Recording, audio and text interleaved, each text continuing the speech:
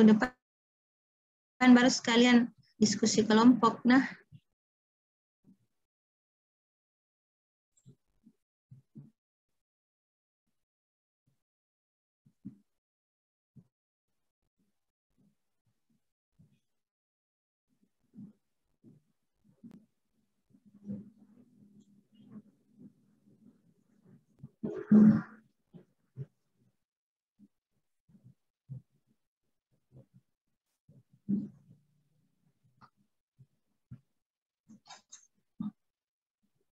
Nah,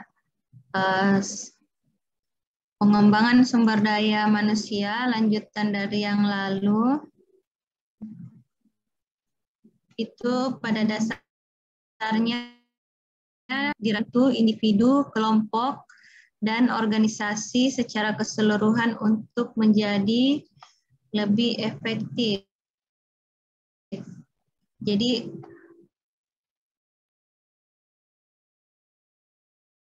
bagi kelompoknya, di bagian keuangan, berarti penting bagi kelompok di unit itu. Dan penting bagi organisasinya sendiri untuk mencapai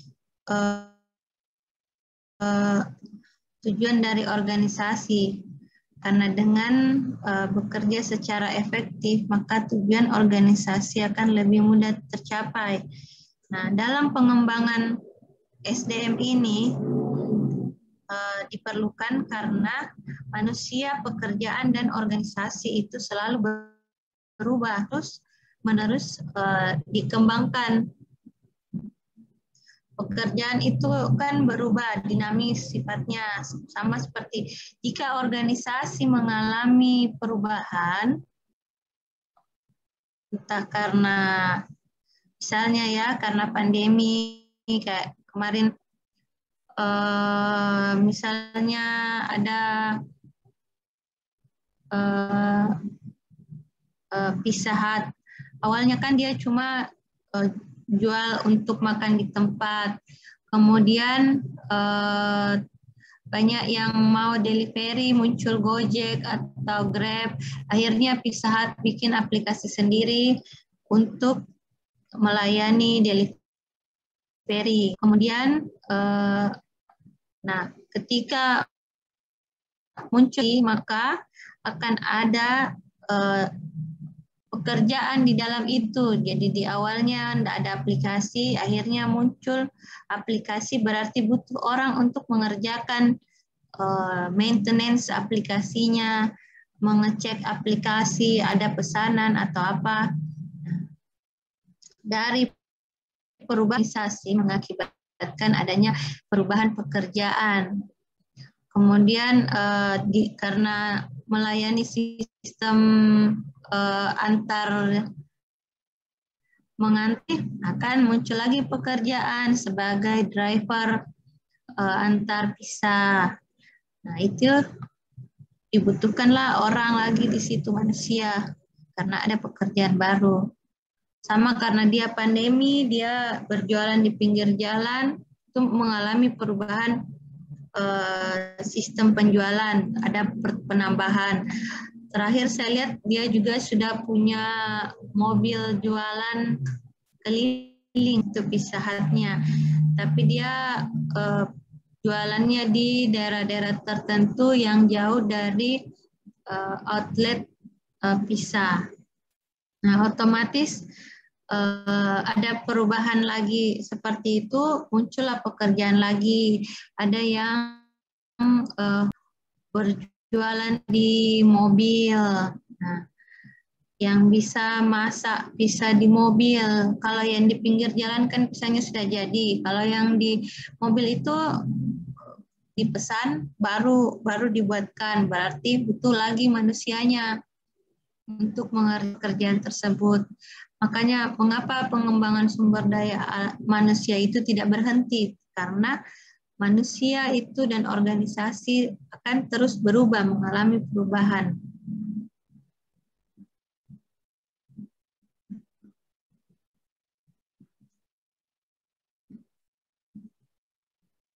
Ini yang kemarin ya, pengembangan sumber daya manusia. Jadi dia harus terencana. Jadi jelas apa yang mau dikembangkan.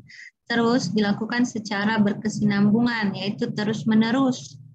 Jangan berhenti. Jadi kalau misalnya, oh dia sudah ikut dilatih untuk misalnya apa ya, ikat keuangan, pasti kan kembali ke kasih itu berubah.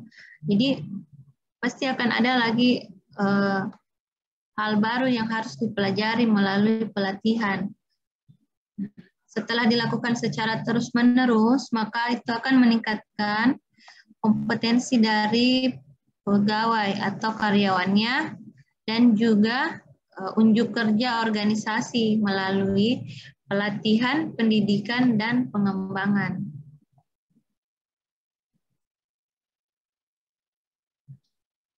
Nah, perbedaannya yaitu pertama, kalau pendidikan, pengembangan pegawai melalui pendidikan itu diselenggarakan untuk meningkatkan kompetensi secara menyeluruh dalam arah tertentu dan berada di luar lingkup pekerjaan yang ditangani saat ini. Jadi ini lebih ke arah pendidikan formal. Ada pendidikan formal, ada juga pendidikan non formal. Nah,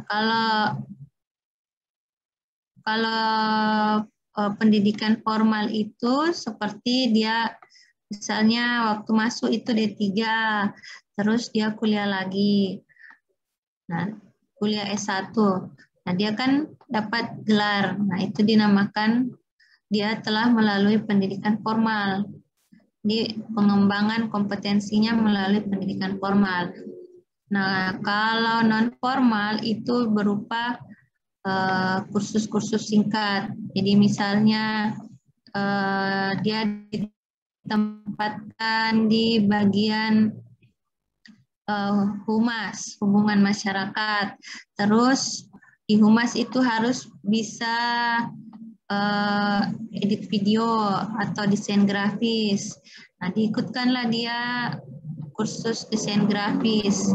Nah, setelah kursus kan dapat sertifikat bahwa dia telah diakui memiliki kemampuan untuk desain grafis. Nah, itu dinamakan pendidikan non formal.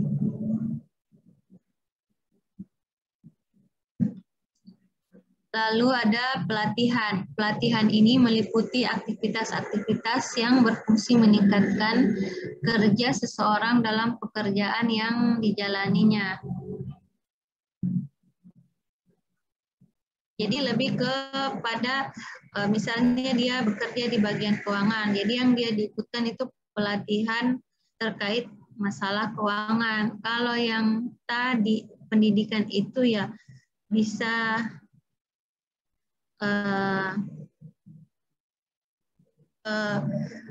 yang sifatnya mungkin dia di bagian keuangan, bisa saja dia bukan mengikuti pendidikan misalnya S1 keuangan, mungkin dia mau lebih mengarah ke bagian administrasi atau apa, sesuai dengan lingkup pekerjaannya. Tapi yang dikerjakan saat ini ya, karena kalau PNS itu kan seringkali berpindah-pindah lingkungan kerja, jadi tidak terus-menerus misalnya dia masuk penerimaan keuangan terus dia akan sampai pensiun di keuangan, itu tidak.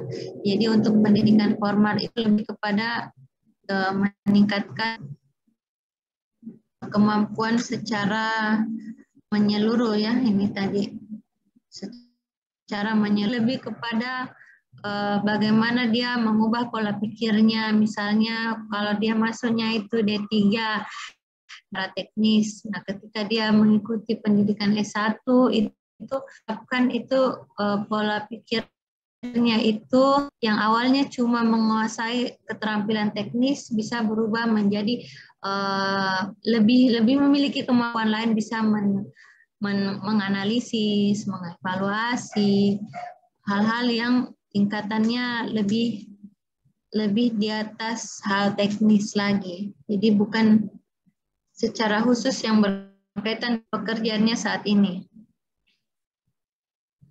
Kemudian yang ketiga yaitu pengembangan atau development. Nah, kalau ini kesempatan belajar untuk mengembangkan individu tapi tidak dibatasi pada pekerjaan yang dikerjakan pada saat ini atau yang di masa yang akan datang. Jadi dia lebih kepada pengembangan kayak soft skill ya. Misalnya kayak yang saya contohkan yang lalu itu revolusi mental.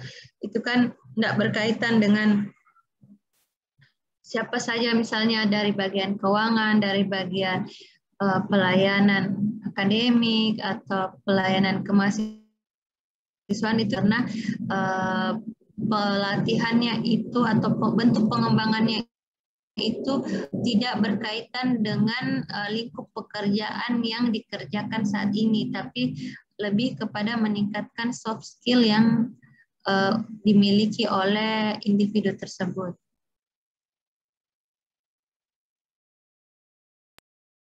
Tujuan pengembangan SDM itu apa? Sini ada 3 menurut Wexley 1991.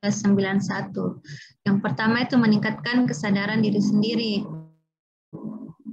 Supaya individunya itu sadar bahwa dia butuh pengembangan. Bukan misalnya kayak kalian nanti ya, selesai S1 ya sudah berarti selesai. Enggak. Meski tidak kerja atau apa, itu kita tetap butuh pengembangan. Misalnya mau buka usaha, nanti itu pasti butuhnya kira-kira dalam usaha, misalnya usaha apa ya, usaha jual beli online. Pasti kan kita akan belajar bagaimana caranya menginput jualan di aplikasi atau marketplace. Terus bagaimana cara menyusun melakukan stock of name kalau jalannya itu sudah dalam lingkup skala besar. Ya, apapun pekerjaan kita, meski kita sudah menyelesaikan pendidikan dalam tingkat apapun, pasti akan butuh pengembangan. Bahkan berganti HP pun itu orang pasti butuh belajar. Oh, dulu HP-nya itu cuma HP Nokia yang apa? Yang tombolnya 9, terus jadi layar sentuh. Itu butuh belajar. Secara tidak langsung itu ketika mencoba setiap aplikasinya itu kita akan belajar secara tidak langsung. Nah, itu dengan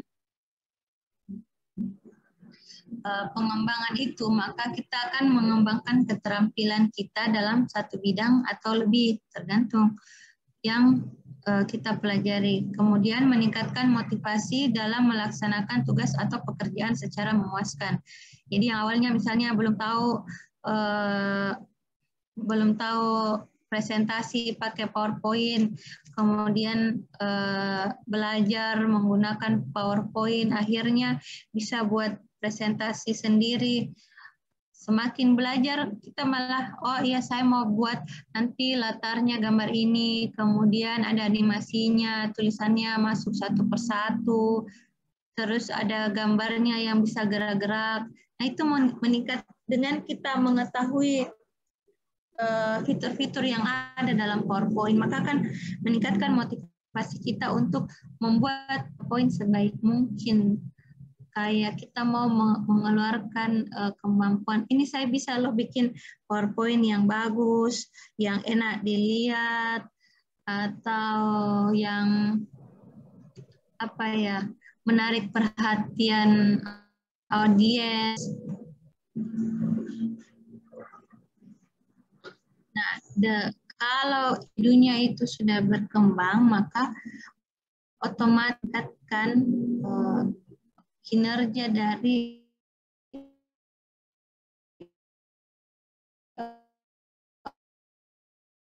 organisasi itu untuk di lingkup PNS ya, dia itu menyisihkan anggaran sebesar 20% hanya untuk pengembangan PNS, karena setelah mengikuti pengembangan maka individu akan memiliki kinerja yang akan bermanfaat bagi organisasi itu sendiri. Nah, faktor-faktor yang mempengaruhi pengembangan sumber daya manusia, menurut Mondi dan Noe, ada 7 faktor. Yang pertama itu dukungan manajemen puncak, itu pimpinan. Jadi kalau pimpinannya itu mendukung adanya pengembangan pegawai secara berkesinambungan atau secara terus-menerus. Kemudian adanya komitmen para spesialis atau generalis dalam pengelolaan SDM. Jadi setelah dari pimpinan,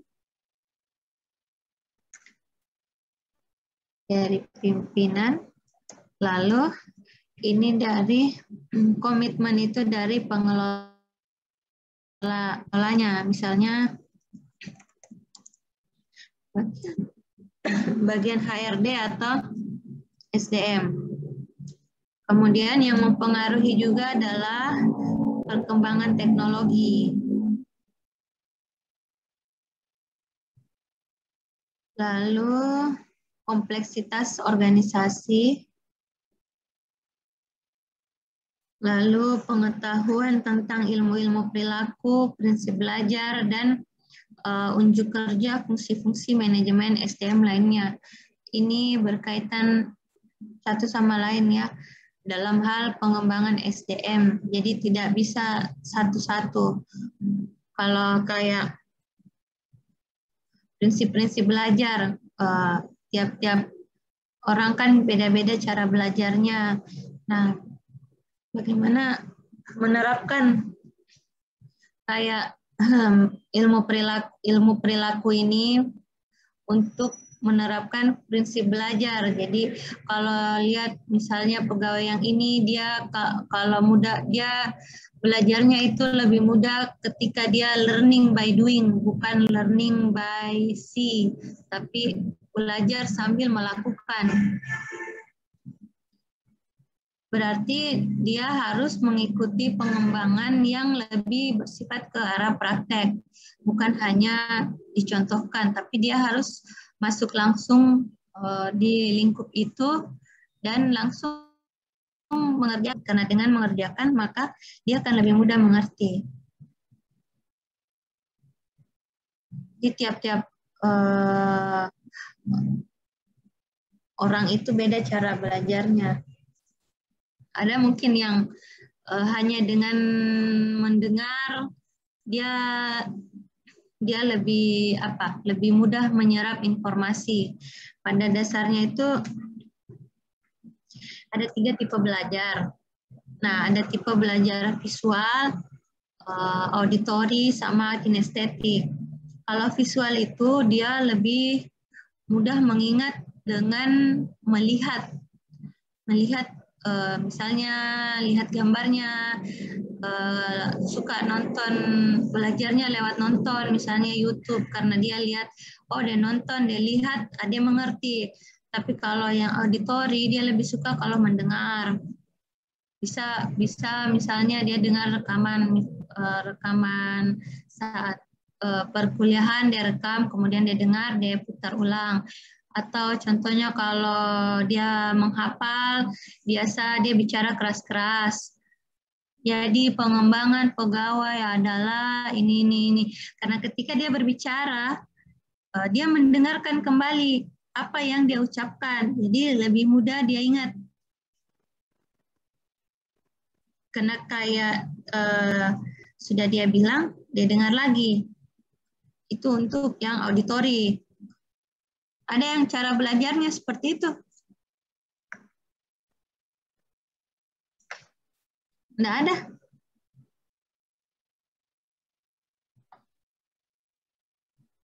Kalau yang visual, ada. Ada, Bu. Ada, Bu. Kalau saya lebih ke visual itu. Lebih ke visual. Ada juga yang kinestetik. Jadi dia kalau belajar itu suka jalan, misalnya jalan mondar-mandir atau pokoknya anggota tubuhnya itu harus bergerak. Ada juga toh yang seperti itu. Nggak bisa diam kalau belajar. Nah, itu dia biasa lebih cocok ketika dikembangkan itu dalam metode pengembangan learning by doing. Biasanya orang yang suka masak itu karena dia belajar sambil mengerjakan. Nah, bagaimana proses pengembangan sumber daya manusia? Nah, dimulai dengan menentukan kebutuhan pengembangan. Jadi ditetapkan dulu bank, ya, salah satu bank. Dia butuh pengembangan apa? Oh, supaya butuhnya itu peningkatan bagian kreditnya itu rendah, kurang nasabah yang ambil kredit. Berarti yang menjadi apa istilahnya biasa itu di bank, kredit analis itu butuh dikembangkan supaya bisa dapat nasabah lebih banyak. Nah, setelah ditentukan yang mana yang mau dikembangkan, ditetapkan apa sih tujuannya dia dikembangkan. Apakah supaya dapat nasabah yang banyak atau supaya bisa mencapai total, meskipun nasabahnya sedikit tapi total peminjam besar, mencapai nilai-nilai tertentu yang ditetapkan. Nah, ditetapkan dulu, kemudian dipilihlah metode apa yang akan digunakan untuk mengembangkan pegawai tersebut. Lalu setelah dipilih metodenya, misalnya metode pendidikan, tadi pelatihan atau pengembangan, short course, atau lalu dipilihlah medianya itu seperti apa bisa online atau offline atau itu dari kebutuhannya. Lalu implementasi program atau pelaksanaan program pengembangannya. Setelah dilaksanakan, maka akhirnya akan dilakukan evaluasi. Akan dilihat apakah ada perubahan sebelum dilaksanakan pengembangan SDM itu atau tidak ada perubahan. Kalau tidak ada perubahan berarti metodenya itu kurang sesuai atau pemilihan medianya itu dilihat lagi ya dari hasil evaluasinya, mengapa tidak berhasil, apa masalahnya, misalnya narasumbernya kurang mampu menyampaikan materi atau apa, itu tergantung lagi. Lalu, nah, supaya bisa ditentukan secara tepat kebutuhannya, dibutuhkan 3 jenis analisis. Yang pertama itu analisis organisasi, analisis tugas, dan analisis orang. Nah, kalau analisis organisasi itu pada bagian mana dalam organisasi diperlukan program pengembangan. Sama yang tadi ya, ditentukan dulu. Nah, ini ditentukan pada bagian mana. Kemudian apa yang harus dipelajari agar dapat melaksanakan pekerjaan secara efektif. Kemudian siapa yang perlu dilatih dan latihan atau pendidikan apa yang perlu diberikan kepada mereka. Jadi setelah diketahui di bagian mana yang harus dikembangkan, terus cari tahu apa yang harus dipelajari, kemudian siapa sih yang butuh, misalnya dari 10 orang di unit itu, berapa orang yang butuh dilatih atau dikembangkan. oh ternyata cuma 3 orang, 7 orang lainnya itu tidak perlu karena sudah paham tentang hal yang ingin dilatih itu atau bagaimana. Misalnya pelatihan komputer, 7 orang ternyata sudah tahu cara menggunakan dan mengoperasikan komputer, sedangkan 3 orang lainnya itu baru belajar komputer, berarti yang butuh dikembangkan itu 3 orang. Nah, analisis organisasi ini mencakup pengkajian terhadap lingkungan eksternal tempat organisasi, tujuan, sumber daya manusianya, dan iklim organisasinya. Melalui analisis ini, maka bisa diketahui diklat apa yang harus diselenggarakan dan apakah dia layak diselenggarakan. Nah, layaknya ini apakah memang nanti setelah mengikuti diklat itu akan terjadi dari yang awalnya tidak tahu menjadi tahu, yang awalnya tidak bisa menjadi bisa. Kemudian setelah analisis organisasi, maka dilakukan analisis tugas untuk mengidentifikasi tugas-tugas apa dalam jabatan yang akan dirancang. Kemudian identifikasi pengetahuan, keterampilan, dan sikap yang diperlukan untuk melakukan tugas-tugas tersebut dengan sebaik-baiknya. Jadi misalnya tadi ya, 3 orang ini tidak tahu menggunakan komputer. Kemudian diceklah, oh kalau di bagian pelayanan itu minimal tahu menggunakan Microsoft Word. Kalau PowerPoint tidak perlu karena dia tidak presentasi, cuma perlu mengetik Word dan Excel. Jadi itu namanya identifikasi, apa sih yang akan dirancang dalam program pelatihannya. Nah, kemudian diidentifikasi lagi keterampilan dan pengetahuan seperti apa yang dibutuhkan. Jadi misalnya Word, dia butuhnya untuk bagaimana buat sisipkan gambar, atau Excel bagaimana caranya dia bisa melakukan rumus standar, mengisi formula dalam Excel seperti itu. Kemudian hasil analisis lain yaitu analisis orang. Siapa sih yang butuh pelatihan itu? Yang butuh adalah yang tidak tahu menggunakan Microsoft Word dan Excel. Nah, siapa orangnya? Nah, orang-orang itulah yang diberikan pelatihan. Nah, kalau prestasi seseorang di bawah standar, maka akan dilakukan analisis lanjutan untuk mengidentifikasi pengetahuan dan keterampilan spesifik yang dibutuhkan untuk melakukan tugas-tugas secara baik. Ini kalau prestasinya di bawah standar ya. Jadi akan ada lagi analisis lanjutan. Misalnya mengapa setelah mengikuti pelatihan komputer dia masih tidak dapat menggunakan Microsoft Word. Oh, ternyata dia itu agak gaptek apalah. Nah, diidentifikasi lagi apa masalahnya, kenapa sampai tidak bisa menggunakan itu. Atau misalnya dia tidak tahu kasih masuk rumus di Excel. Nah, itu kenapa? Mungkin karena dia tidak tahu matematika atau apakah salahnya. Tergantung hasilnya. Nah, secara umum proses pelatihan dan pengembangan itu seperti ini. Di dalamnya itu ada tahap penilaian, tahap pelatihan dan pengembangan, dan terakhir tahap evaluasi.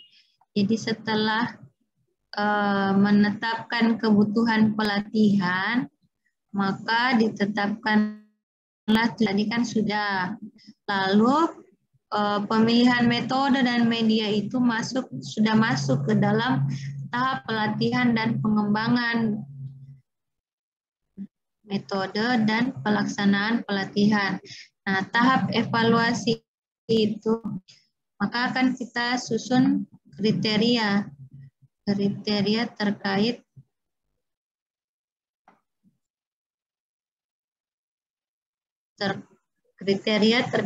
apa-apa yang diharapkan tercapai setelah pegawai mengikuti pelatihan tersebut.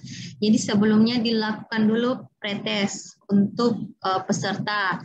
Jadi misalnya diberikan di pelatihan komputer ya yang tadi, duduklah di depan komputer, terus disuruh coba, misalnya dikasih 1 lembar, coba ketik ulang dalam bentuk ini, ketik ulang persis seperti ini dalam bentuk Microsoft Word. Nah, akan dilihat, oh ternyata dia tidak tahu cara kasih masuk header dan footer. Dia cuma bisa ketik yang ini, dan itu pun dia tidak tahu misalnya kasih ini di tengah, dia cuma taunya dia lurus saja kasih warna tabelnya. Nah, ini akan jadi hasil awal yang dia tidak tahu ini, dan membuat tabel sederhana. Nah, setelah itu dipantaulah hasil pelatihannya, lalu dievaluasi. Setelah dievaluasi, dia akan diberikan lagi post test. Jadi tadi itu pretest, tes yang dilakukan sebelum pelatihan. Setelah itu akan dilakukan post test. Jadi setelah mengikuti pelatihan Microsoft Word selama seminggu, maka dia akan diberikan lagi tes yang awal itu tadi. Coba ketik ulang ini dalam versi Word. Maka akan dilihat, dibedakan. Yang awalnya sebelum ikut pelatihan itu dia tidak tahu bikin header, pas setelah mengikuti pelatihan seminggu bikin header, dia sudah tahu membuat rata tengah, sudah tahu membuat kotak tabel dengan diwarnai bagian-bagian tertentunya, hurufnya rata tengah, ada yang rata kiri. Ternyata dia bisa menilai persis seperti yang dicontohkan. Berarti hasil pelatihannya itu tergolong efektif. Nah, kalau setelah itu akan muncul di umpan balik. Jadi umpan balik itu adalah hasil dari post test. Dilihat, oh ya ternyata pelatihan ini bermanfaat karena awalnya yang tidak bisa ini akhirnya jadi bisa ini. Kalau ternyata sebelum pelatihan dan sesudah pelatihan hasilnya itu masih tidak bisa buat header, masih tidak bisa buat tabel dengan rata tengah atau apa, maka akan jadi umpan balik kepada pelaksana atau pelaksana pelatihan bahwa pelatihannya itu tidak membawa perubahan bagi peserta pelatihan. Efektif. Kalau tidak efektif, akan dicek kenapa pelatihannya tidak efektif. Apakah karena waktu pelatihannya singkat, atau karena pematerinya tidak bisa menjelaskan dengan baik, atau karena suasananya tidak memadai dalam pelatihan, misalnya ruangannya panas, peserta tidak bisa konsentrasi, terus komputernya yang dipakai itu nge-lag, jadi bingung juga, pemateri sudah menjelaskan sampai halaman 2, komputernya masih menampilkan halaman 1, ya itu akan dievaluasi. Oh ternyata permasalahannya seperti ini. Jadi nanti kalau dilakukan lagi pelatihan, masalah-masalah yang ditemui itu harus sudah bisa diatasi untuk mencegah agar hasil pelatihan itu agar hasil pelatihan lebih efektif.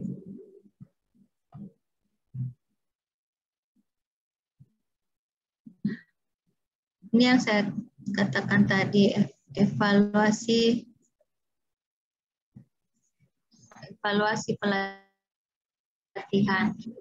Dievaluasi dengan ini tadi, mencatat, didokumentasikan atau dicatat secara sistematis hasil-hasil dari pelatihan. Kemudian bagaimana perilaku peserta setelah mereka kembali bekerja, dan apakah relevansi atau berhubungankah perilaku tersebut dengan tujuan organisasi. Nah, ini yang dilihat, apakah terjadi perubahan, kemudian apakah perubahan terjadi karena program pelatihan, apakah perubahan itu berrelasi positif dengan pencapaian tujuan organisasi.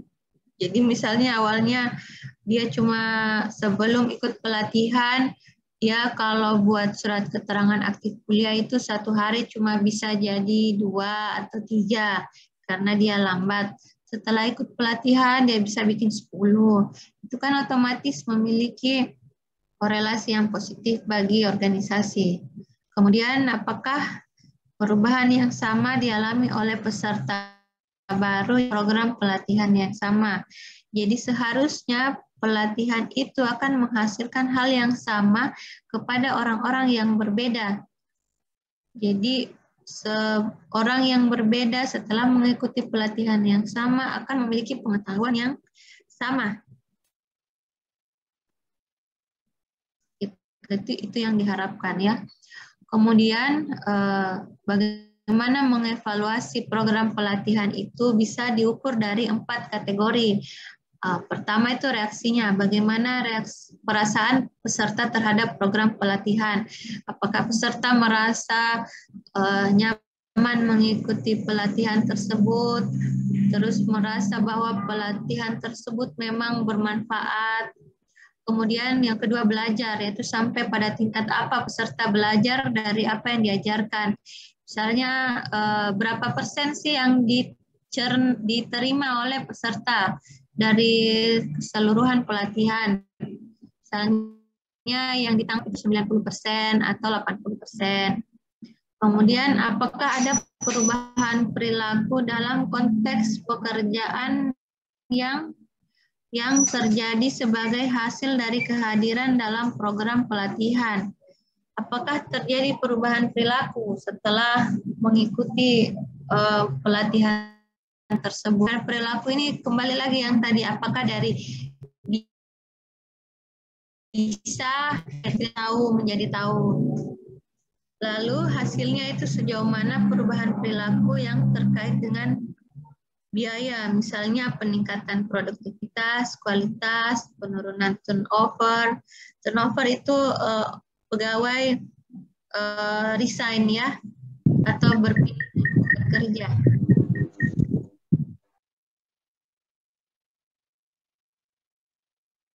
Sampai sini ada yang mau ditanyakan?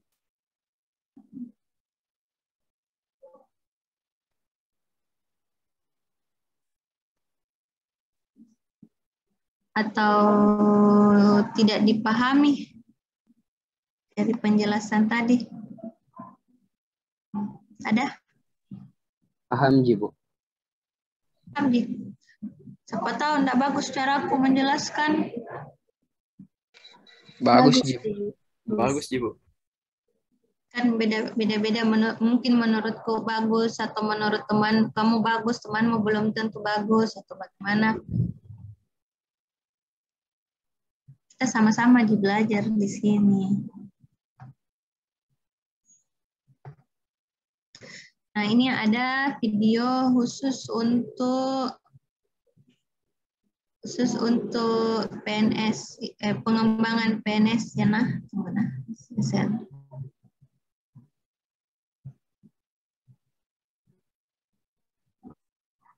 Pengembangan kompetensi pegawai negeri sipil. Ya, Bu. Bu.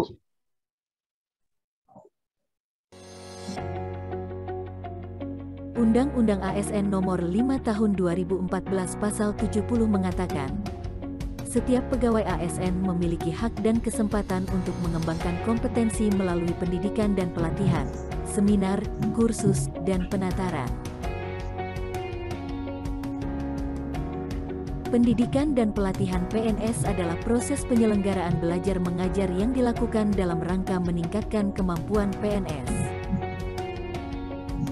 Setiap PNS wajib mengikuti pendidikan dan pelatihan minimal 20 jam Nah, ini yang pelajaran. saya katakan tadi.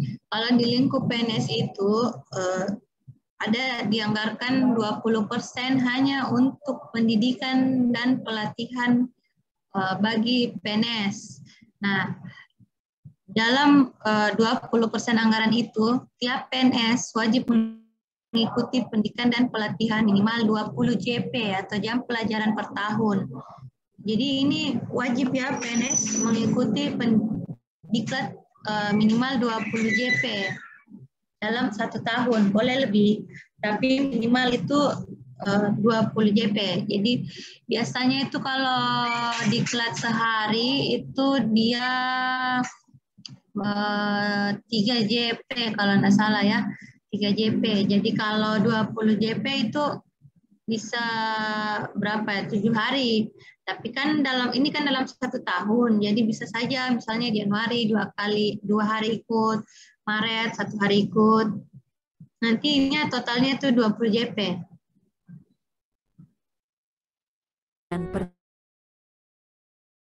Terdapat 3 jenis dan jenjang pendidikan dan pelatihan pegawai negeri sipil, yaitu pendidikan dan pelatihan prajabatan, pendidikan dan pelatihan dalam jabatan, serta pendidikan dan pelatihan teknis. Nah, pendidikan prajabatan ini sekarang namanya sudah ganti, jadi LATSAR, latihan dasar, bukan lagi prajabatan. Nah, kalau LATSAR itu diperuntukkan bagi CPNS yang akan menjadi PNS. Jadi kalau dia mau terangkat PNS, dia harus lulus dulu di latihan dasar itu. Nah, kalau diklat dalam jabatan itu tergantung dari jabatan apa yang sementara dikerjakannya. Nah, dia akan diikutkan diklat dalam jabatan tersebut. Lalu yang ketiga itu diklat teknis. Itu lebih kepada hal-hal yang belum tentu berkaitan dengan pekerjaan yang dikerjakannya saat ini. Dia lebih kepada hal yang lebih umum ya kalau teknis. Tapi bisa juga sih dalam misalnya dia di bagian pelayanan, kemudian dia direncanakan akan mengerjakan pengelolaan barang dan jasa, maka dia diikutkan diklat teknis pengadaan barang dan jasa. Kalau dia lulus, maka kemungkinan besar dia dipindahkan ke bagian pengelolaan barang dan jasa. Tapi kalau dia tidak lulus, diklat teknis itu ya dia tidak akan dipindahkan ke bagian tersebut. Jadi tidak harus berkaitan dengan pekerjaan yang dikerjakan saat ini kalau diklat teknis dengan diklat dalam jabatan.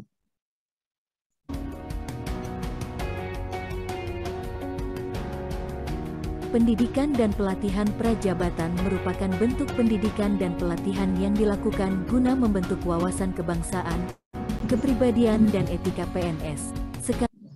Nah, ini fungsinya diklat prajabatan atau latihan dasar. Jadi dia untuk membentuk wawasan kebangsaan, kepribadian, etika PNS. Dia lebih kepada soft skill ya, yang tadi saya bilang, bukan kepada hal-hal teknis, tapi soft skill. Bagaimana mengetahui membentuk wawasan kebangsaan sebagai seorang pegawai negeri, bagaimana sih etika sebagai pegawai negeri.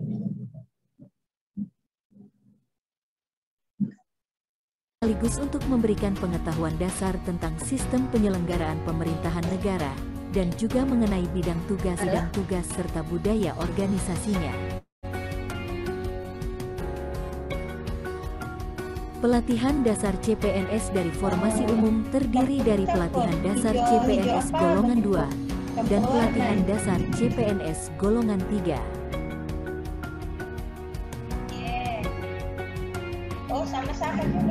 Pendidikan dan pelatihan dalam jabatan.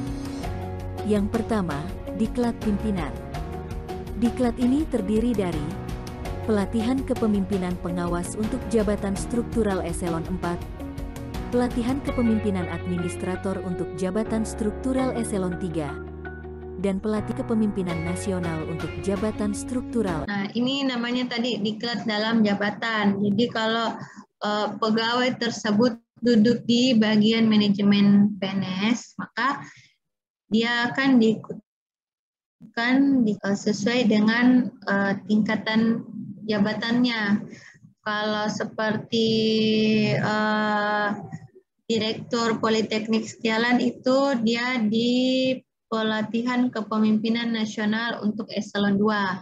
Nah, kalau di tingkat kepala bagian administrasi itu setara dengan eselon 3. Kemudian kalau di kepala subbagian itu eselon 4. Jadi hanya diikuti oleh pegawai yang duduk di bagian manajemen. Eselon 2. Diklat dalam jabatan yang kedua adalah diklat fungsional. Diklat ini merupakan jenis pendidikan dan pelatihan PNS untuk mencapai persyaratan kompetensi sesuai jenis dan jenjang jabatan fungsionalnya. Contoh, pendidikan dan pelatihan untuk tenaga guru dan tenaga kesehatan. Itu tadi kalau yang duduk dalam bidang manajemen atau struktural. Nah, kalau yang di diklat fungsional ini yang tidak duduk di jabatan struktural, tapi dia di jabatan yang sifatnya lebih spesifik atau kenal dengan profesi. Misalnya guru, tenaga kesehatan, dosen. Nah, yang dia ikuti itu diklat fungsional.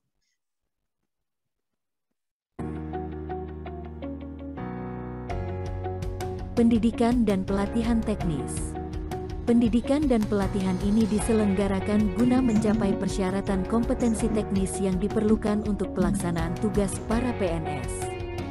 Nah, ini tadi yang saya katakan, misalnya dia awalnya di bagian pelayanan, kemudian rencana mau ditempatkan di bagian pengelolaan barang dan jasa. Nah, dia harus mengikuti diklat teknis dulu. Kalau dia lulus, baru dia bisa ditempatkan. Kalau dia tidak lulus, berarti dia tidak bisa ditempatkan di bagian itu. Karena untuk mengelola barang dan jasa itu harus menguasai kompetensi tertentu seperti aturan-aturan pengadaan barja, undang-undang apa begitu, lelang elektronik, apakah ada hal yang kompetensi khusus yang tidak mudah. Jadi tidak semua pegawai bisa melakukan pekerjaan tersebut kalau tidak lulus diklat teknisnya dulu.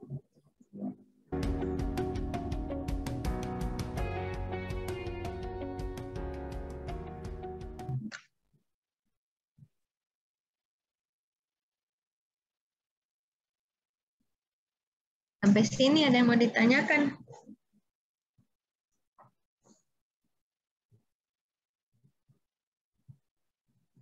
Nggak ada, Ji? Iya, Bu. Ada, Ji. Ya, Bu. Ada tugasnya.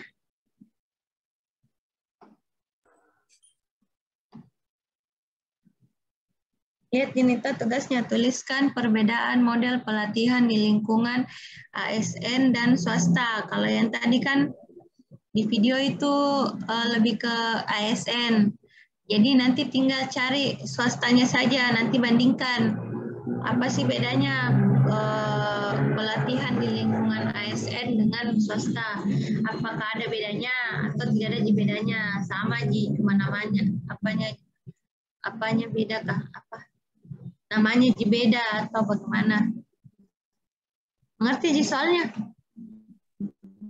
Iya, Bu. Iya, Bu. Mengerti, Bu.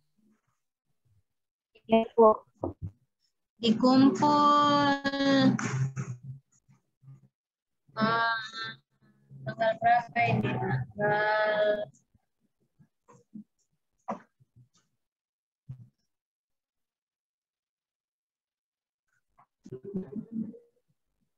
tanggal 12.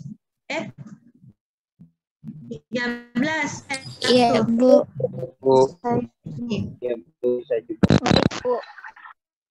Bu, ini Cicil-cicil. Oh, iya. Bisa cicil-cicil. Kalau banyak tugas yang lain, silam begini. Iya, Bu. Kumpul hari Sabtu 13 November 2021.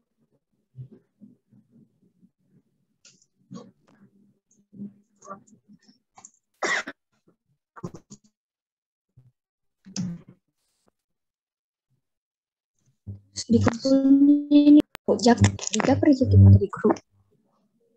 Japri aja nah. Oh, iya. Saya simpan nomor tak semua. Aman.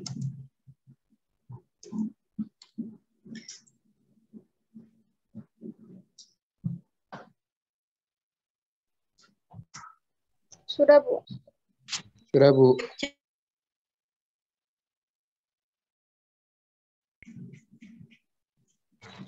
Iya, Itu Bu. anakku di rumah toh dia Zoom. Ini neneknya di sebelahnya. Sibuk tuliskan itu gurunya menjelaskan. Terus pas neneknya ke belakang, saya bilang kok enggak tulis. Itu apa ditulis Bunda? Kan tinggal di capture. Yang kan anak SD kelas 3 ini. Neneknya di patolo-tolo suruh menulis.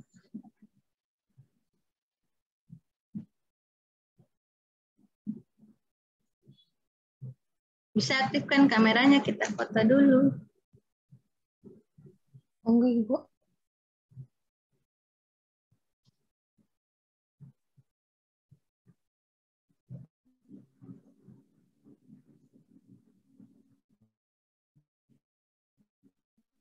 Siapa pakai kucing? Bunda bisa kamera laptopku ini Bu, lagi gangguan tuh. Mohon maaf. Iya, enggak apa-apa deh. Ya. Bu. Sudah? Tunggu, Bu. Iya.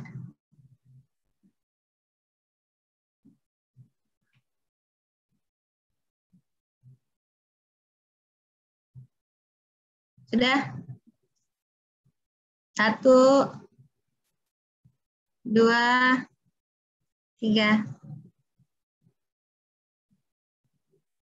Oke, makasih. Ya, saya tutup kuliah hari ini dengan mengucapkan alhamdulillahirabbil alamin. Semoga dapat bermanfaat bagi kita semua. Assalamualaikum warahmatullahi wabarakatuh. Waalaikumsalam. Waalaikumsalam warahmatullahi wabarakatuh.